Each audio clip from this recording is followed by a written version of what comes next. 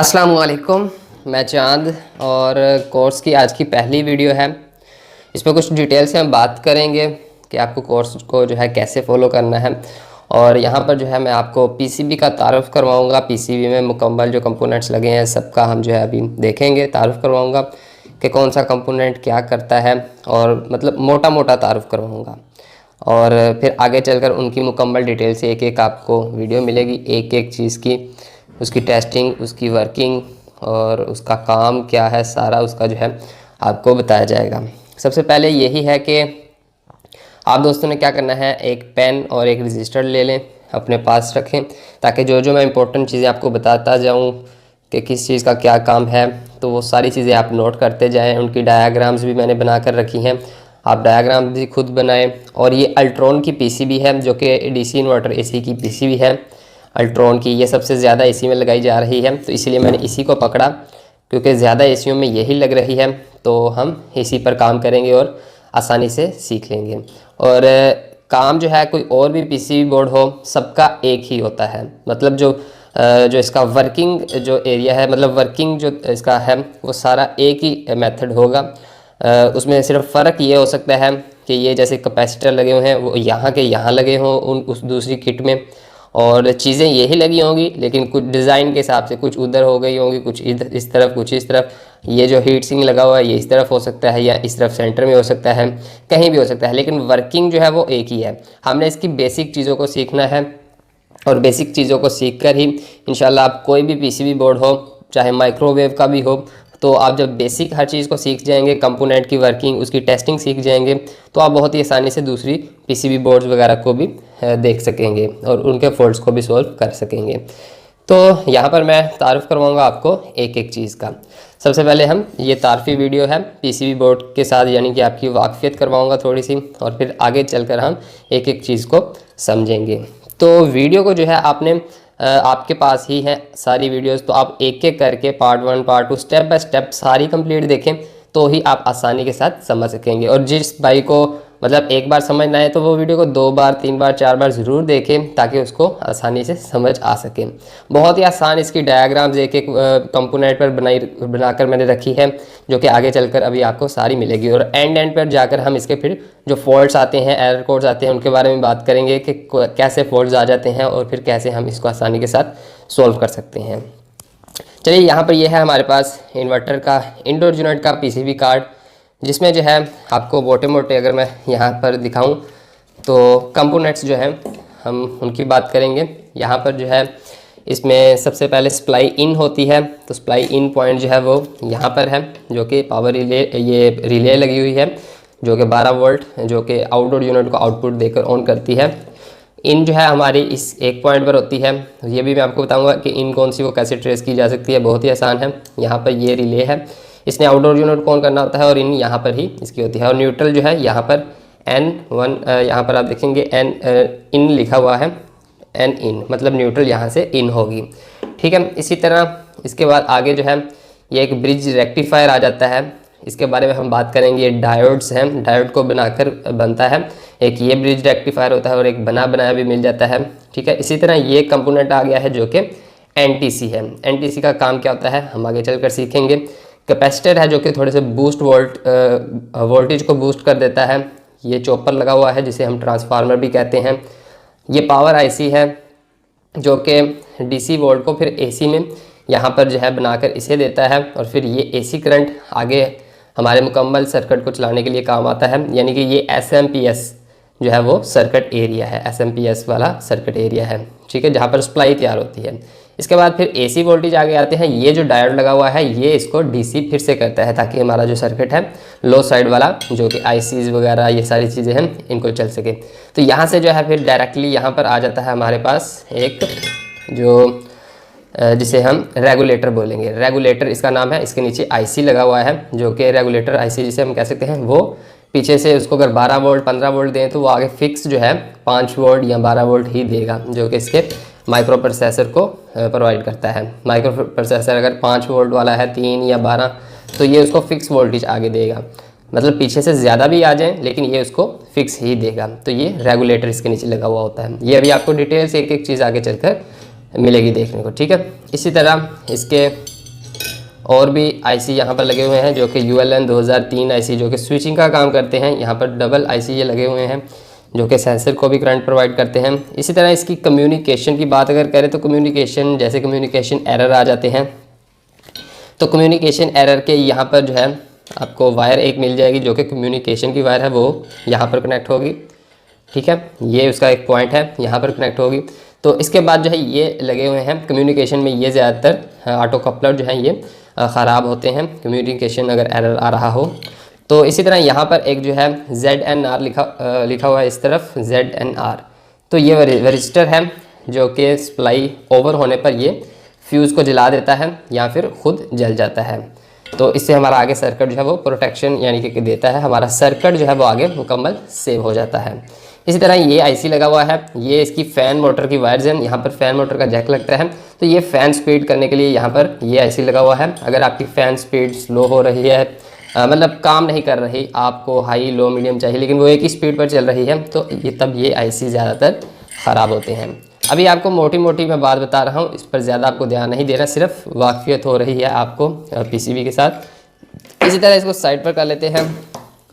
ये आ गई हमारी आउटडोर यूनिट की पीसीबी। यहाँ पर इम्पोर्टेंट बात आपको बताऊँ तो वो ये है कि 90% जो फॉल्ट्स हैं डीसी इन्वर्टर एसी में जो आते हैं एरर्स वगैरह पीसीबी के फॉल्ट्स, तो 90% फॉल्ट आपके आउटडोर यूनिट की किट में होते हैं। बहुत ही कम चांसेस होते हैं कि आपकी इंडोर यूनिट में फॉल्ट हो। ठीक है, तो आपके ज़्यादातर जो फॉल्ट हैं वो आउटडोर यूनिट में ही होंगे। तो ये भी आपको बताऊंगा कि आपने क्लियरली कैसे करना है, आगे चलकर हम सीखेंगे कि फ़ॉल्ट कैसे में पता चलेगा कि इंडोर की किट में है या आउटडोर की किट में है, तो हम उसी को खोलें, ये भी आगे चलकर आपको क्लियर करूँगा। अब इसी तरह हम यहाँ पर आ जाते हैं। तो यहाँ पर कुछ चीज़ें हैं।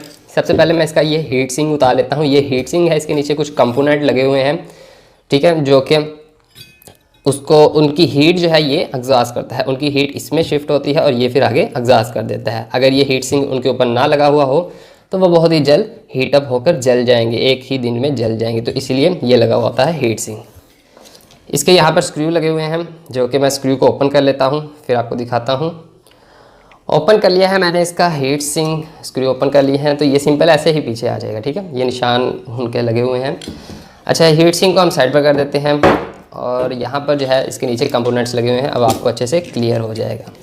अब यहाँ पर जो है इसकी भी अगर हम स्टार्ट करें तो यहाँ से इसकी इन होगी जो है फेस और न्यूट्रल जो है, यहाँ पर AC लाइन आप देखेंगे, AC लाइन यहाँ पर इन है और ये S लिखा हुआ है, ये कम्युनिकेशन है। जैसे उसमें मैंने आपको बताया एक कम्युनिकेशन भी है।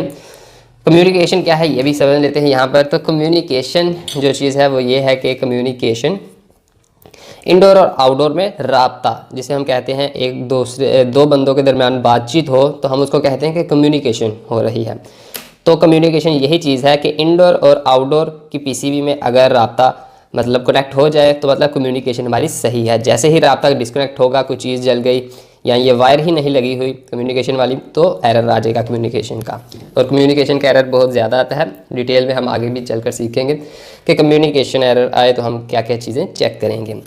ठीक हो गया। अब यहाँ पर AC इन की, अब यहाँ पर जो है AC न्यूट्रल यहाँ पर हमने देनी है और ACL लाइन यहाँ पर देनी है। ठीक है, इसके बाद क्या होगा, फ्यूज़ सबसे पहले आ जाएगा।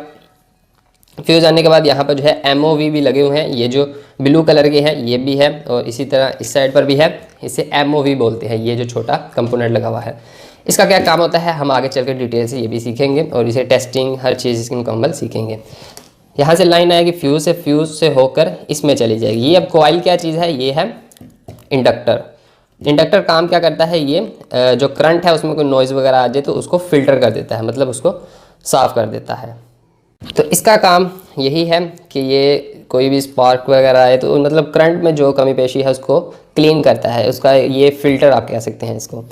तो ये है इंडक्टर। इसके बाद जो है आगे आ जाता है हमारा वरिस्टर, जो कि पीसीबी में भी लगा हुआ था इंडोर की, जो कि इसकी प्रोटेक्शन करता है। ये पैरेलल में लगा हुआ होता है, अगर वोल्टेज ज़्यादा आएंगे तो ये फ्यूज़ को जला देगा या खुद जल जाएगा ताकि आगे जो है हमारा करंट ओवर ना जा सके, यानी कि सेव हो जाए सारा। इसके बाद यहाँ पर ये वही रिले आ जाती है जो कि 12 वोल्ट रिले है, इसे 12 वोल्ट मिलेगा तो ये आपस में शॉर्ट हो जाएंगे, नॉर्मली क्लोज हो जाएंगे और करंट आके पास कर देंगे। ये बड़े कैपेसिटर लगे हुए हैं जिनको फिल्टर भी कहते हैं और ये बूस्ट वोल्टेज का काम करते हैं। ये वोल्टेज को बूस्ट करते हैं। 220 वोल्ट आ रहे हैं, उसको ये ज़्यादा कर देंगे। इस तरह ये एक कैपेसिटर लगा हुआ है, ये कैपेसिटर है, तो ये कैपेसिटर भी सेम काम करता है, करंट में जो है फिल्ट्रेशन का काम करता है।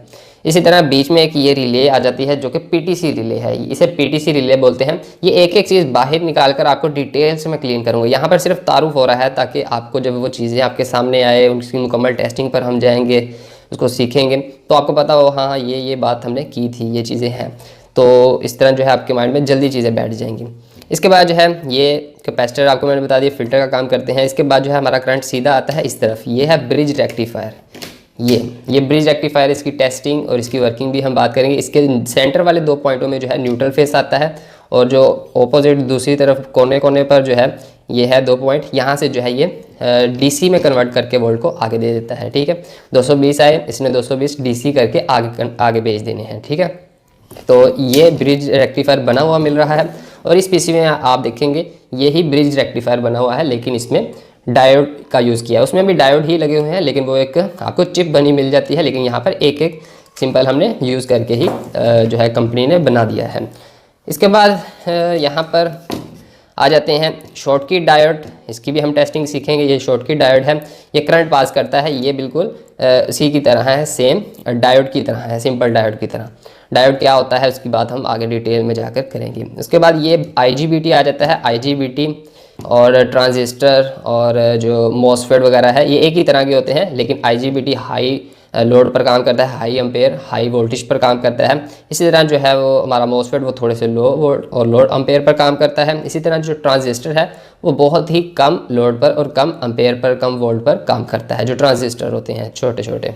ठीक है, ट्रांजिस्टर जो है वो भी आगे चलकर आपको क्लियर करूँगा, यहाँ पर ट्रांजिस्टर कहीं पर है नहीं।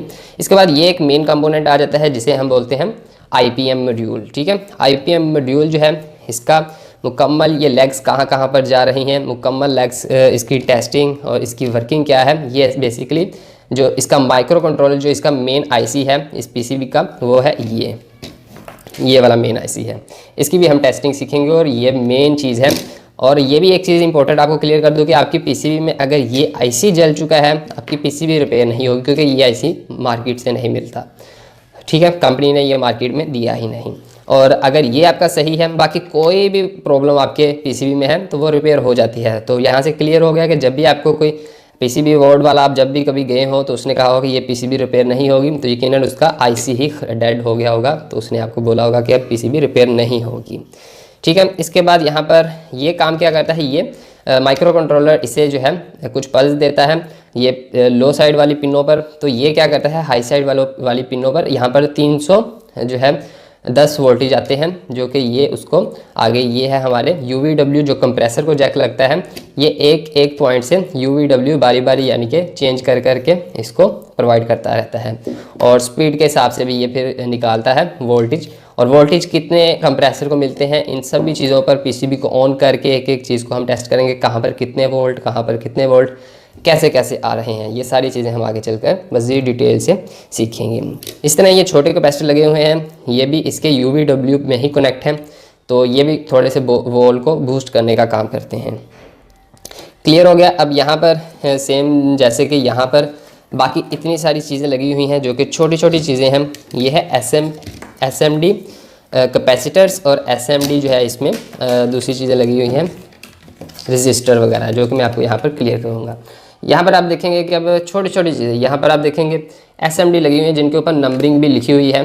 ठीक है, इनके ऊपर ये नंबरिंग, इस साइड पर वाली जो नंबरिंग है वो आप अगर देखें तो यहाँ पर लिखी हुई है, जैसे कि R31 R30 और मतलब जो भी, तो ये नंबर दिया गया है कि इतने नंबर इसकी PCB की एक नंबर से शुरू होकर जितने 500 नंबर तक, अगर 400 नंबर या 200 नंबर तक गई है तो नंबरिंग दी गई है, लेकिन जो असल इसका वैल्यू है वो इसके ऊपर लिखा हुआ है। ठीक है, इस SMD के ऊपर ही लिखा हुआ है कि ये कौन सा नंबर ऊपर लिखा हुआ है। ये आप सॉफ्टवेयर आपको मैं बताऊँगा, उसमें आप टाइप करेंगे तो आपको इसकी वैल्यू बता देगा, तो इसकी टेस्टिंग भी हम सीखेंगे। इसी तरह इसके साथ कैपेसिटर ये लगे हुए हैं कितने सारे। ठीक है, इसे पेपर कैपेसिटर भी बोलते हैं, PF। ठीक है, ये कैपेसिटर है सारे, इस तरफ भी कैपेसिटर हैं, जहाँ पर इनके साथ C आगे कुछ नंबर लिखा हुआ आ जाए तो मतलब C कैपेसिटर, R इसके साथ कुछ नंबर लिखा हुआ आ जाए तो मतलब R रजिस्टर। ठीक है, ये चीज़ें होगी। अब इसी तरह यहाँ पर जो है इसका एक चॉपर लगा हुआ है, जैसे कि चॉपर मैंने आपको बताया ये हमारे इंडोर में लगा हुआ है SMPS सर्किट के लिए। तो इसी तरह का चॉपर लगा है, वो भी बाहर निकाला हुआ है, तो मैं इसमें कनेक्ट कर लूँगा जब हम इसको ऑन करेंगे मुकम्मल। और यहाँ पर फ्रेंड अगर हम IC की तरफ आएँ, इनके जो IC होते हैं उसकी तरफ आए, तो ये मेन इसका IC मैंने बताया आपको, ये जो है माइक्रो कंट्रोलर मेन IC इसका, ठीक है, ये मेन IC है। और ये इसका EEPROM IC है, ठीक है, जो कि इसको कंट्रोल करता है, इसको ऑर्डर देता है, ये फिर उसी हिसाब से हर चीज़ को यानी कि देखता है। उसके बाद यहाँ पर छोटे 2 और IC आपको देखने को मिल जाएंगे, जो कि ये हैं, ठीक है, ये IC है, एक ये IC और एक ये IC, ये वोल्टेज को कंट्रोल करते हैं। और ये IC जो है इसे जो है कंट्रोल करता है, वोल्टेज का मतलब मुकम्मल कहाँ पर क्या हो रहा है वो सारी डिटेल यहाँ पर जानकारी देता है। और ये जो है उसके हिसाब से आगे जो है कंप्रेसर की स्पीड को अप डाउन करता है। और यहाँ पर ULN 2003 IC को पल्स वगैरह देता है, अगर हाई स्पीड, लो स्पीड, फैन स्पीड को करना है उसी के लिए, ठीक है। तो इसी तरह से ये जो है डायोड भी आपको मिल जाते हैं, ठीक है, जिनके ऊपर D लिखा हुआ है, ये डायोड है। डायोड एक तो डायोड ये है जिसके आगे ये पट्टी का निशान बना हुआ होता है, और उसके अलावा ये भी डायोड्स ही हैं, ठीक है, ये आप इसको अच्छे से देख लें, ये डायोड्स ही हैं। यहाँ पर D6 लिखा हुआ है, फिर आगे D9, ये डायोड ही हैं, ये भी है। यहाँ पर D23, फिर D29, ये नंबरिंग दी गई है, लेकिन ये भी डायोड ही है, ठीक है, लेकिन SMD टाइप डायोड इसे आप कह सकते हैं। ये भी डायोड लगा हुआ है, D25, D26, ये नंबरिंग दी गई है, ये डायोड है। और सेम तरीका का जैसे ये डायोड चेक करते हैं ऐसे ही इनका भी है। तो इन ICO के ऊपर भी मैं डिटेल्स एक एक IC पर वीडियो बनाऊंगा, इनकी चेकिंग, इन पर कितने कितने वोल्ट्स आते हैं, ठीक है। और इसके अलावा ये चीज़ एक रह गई जो कि ऑटो कपलर IC है, इसे भी IC कहते हैं, ऑटो कपलर IC 4 पिन वाला, ठीक है। इसमें भी एनोड कैथोड होता है और ये स्विचिंग IC होता है। इसी तरह इस तरफ आ जाती हैं रिलेस, जो कि आउटडोर यूनिट के फैन को कंट्रोल करती हैं, 12 वोल्ट रिले। इन रिले को ये IC जो है कंट्रोल करता है, ये IC 2000 ULN 2003 IC है, जो कि इसमें जो है छोटे साइज़ का लगा हुआ है लेकिन काम वही करता है, और इसमें बड़े साइज़ का लगा हुआ है, काम वही करता है। अब रजिस्टर जो है वो पहले बड़ी आया करती थी और अब जो है SMD में आ गई हैं। इसी तरह इसमें ये लगा हुआ है रेगुलेटर, ठीक है, ये 5 वोल्ट पीछे से 12 वोल्ट लेता है, 15 वोल्ट लेता है, और आगे सिर्फ 5 ही निकालता है, जो कि इस IC को मिलने होते हैं, मेन प्रोसेसर को।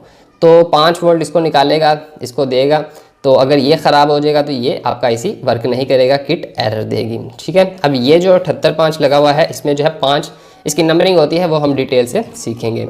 इसमें जो है थोड़ा बड़े साइज़ का लगा हुआ है लेकिन काम वही है, इसमें छोटे साइज़ का लगा हुआ है, काम वही करता है। तो ये PCB का मैंने मोटा मोटा आपको तारुफ करवाया, अभी बहुत सारी चीज़ें रहती हैं। और यहाँ पर 3 सेंसर भी ये लगे हुए हैं, जिनमें एक एम्बिएंट टेम्परेचर सेंसर है, ठीक है, 3 सेंसर ये लगे हुए हैं। और दुनिया का कोई भी सेंसर हो जहाँ पर लगता है वहाँ पर 5 वोल्टेज आते हैं। इसको अगर हम उतार देंगे, किट को ऑन करेंगे, तो यहाँ पर एक सेंसर की 2 तारें हैं, हम ये 2 तारें जिस पॉइंट पर लगी हैं वहाँ पर वो हम मीटर से DC वोल्ट चेक करेंगे तो 5 वोल्ट वहाँ पर आपको देगा, तो 5 वोल्ट वहाँ पर आने चाहिए। तो इसके अलावा ये एम्बिएंट टेम्परेचर सेंसर है, और एक सेंसर इसमें जो है वो है हमारा कॉइल डिस्चार्ज टेम्परेचर सेंसर, और एक टेम्परेचर सेंसर है जो हमारा डिस्चार्ज के कॉइल के कंडेंसर के बिल्कुल एंड पर जाकर लगा हुआ होता है, ठीक है। इनकी वैल्यू कैसे चेक की जाती है, सेंसर ये सही है या नहीं सही, ये सारी चीज़ें अब हम आगे चलकर सीखेंगे। तो ये था इसका तारफ़ी वीडियो, उम्मीद करता हूँ इसमें आपको काफ़ी समझ आई होगी कि इसमें क्या क्या चीज़ें होती हैं।